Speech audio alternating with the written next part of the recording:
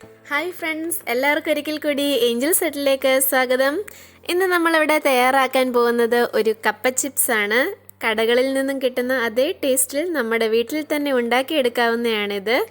ഞങ്ങളുടെ വീട്ടിൽ മമ്മി ഉണ്ടാക്കി തരുന്ന രീതിയാണ് ഇവിടെ കാണിക്കുന്നത്. അപ്പോൾ അതെങ്ങനെയാണ് തയ്യാറാക്കുന്നത് നമുക്ക് നോക്കാം. അപ്പോൾ അതിനായി 3 കപ്പ തൊലി കളഞ്ഞ് നന്നായി കഴുകി വൃത്തിയാക്കി എടുത്തിട്ടുണ്ട്. ഇനി നമുക്ക് ഈ കപ്പ റൗണ്ടിൽ സ്ലൈസ് ചെയ്തെടുക്കാം. അപ്പോൾ അതിനായി ഇതുപോലെ ഒരു സ്ലൈസറാണ് നമ്മൾ യൂസ് ചെയ്യുന്നത്. അപ്പോൾ നമുക്ക് ഇതെല്ലാം ഒന്ന് അരിഞ്ഞെടുക്കാം.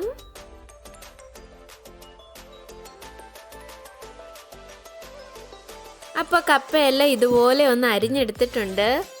ഈ കപ്പ അരിയുന്ന നേരം കൊണ്ട് ഗ്യാസിൽ വെള്ളം ചൂടാക്കാൻ വെച്ച് കൊടുത്തിട്ടുണ്ടായിരുന്നു. ഈ വെള്ളം ഒന്ന് ചൂടായ ശേഷം അരിഞ്ഞു വെച്ചിരിക്കുന്ന ഈ കപ്പയിലേക്ക് ഒഴിച്ചു കൊടുക്കാം. വെള്ളം അധികം ചൂടായി പോകരുത്, ഒരു ഇളം ചൂടേ ആകാവൂ. ചൂട് കൂടിപ്പോയാൽ കപ്പ വെന്തു പോകും, അതിനാലാണ്. ഇനി നമുക്ക് ഈ കപ്പയെല്ലാം ഓരോന്നായി ഇങ്ങനെ ഇളക്കി കൊടുക്കാം.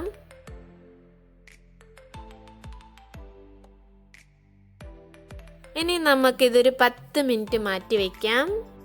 ഇപ്പം ഏകദേശം ഒരു 10 മിനിറ്റ് കഴിഞ്ഞിട്ടുണ്ട്.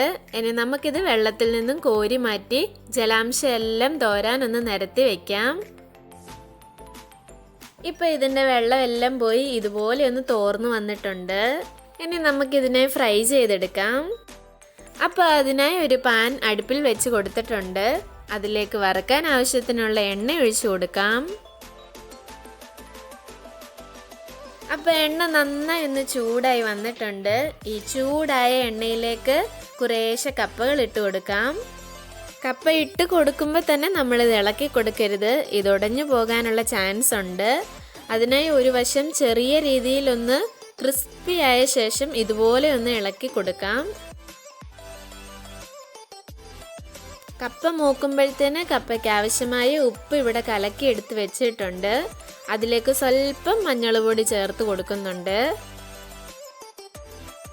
അപ്പം നമ്മളുടെ കപ്പ ഏകദേശം മൂക്കാറായി. ഇതിലേക്ക് ആവശ്യത്തിനുള്ള ഉപ്പ് വെള്ളം ഒഴിച്ചു കൊടുക്കാം. ഇപ്പം നമ്മളുടെ കപ്പ മൂത്ത് വന്നിട്ടുണ്ട്. ഇനി നമുക്കിതിനെ കോരി മാറ്റാം.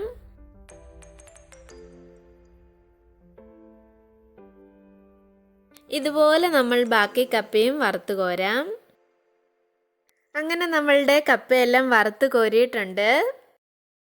ഇനി കുറച്ച് കരിവേപ്പില കൂടെ ഫ്രൈ ചെയ്തെടുത്തിട്ടുണ്ട്. ഇനി വറുത്തെടുത്ത കപ്പയിലേക്ക് സ്വല്പം മുളക് പൊടിയും ഈ കറിവേപ്പിലയും ഇട്ടൊന്ന് യോജിപ്പിച്ചെടുക്കാം. അപ്പം നമ്മളുടെ കപ്പ ചിപ്സ് ഇവിടെ തയ്യാറായിരിക്കുകയാണ്. ഇനി ഇതൊന്ന് കഴിച്ചു നോക്കാം.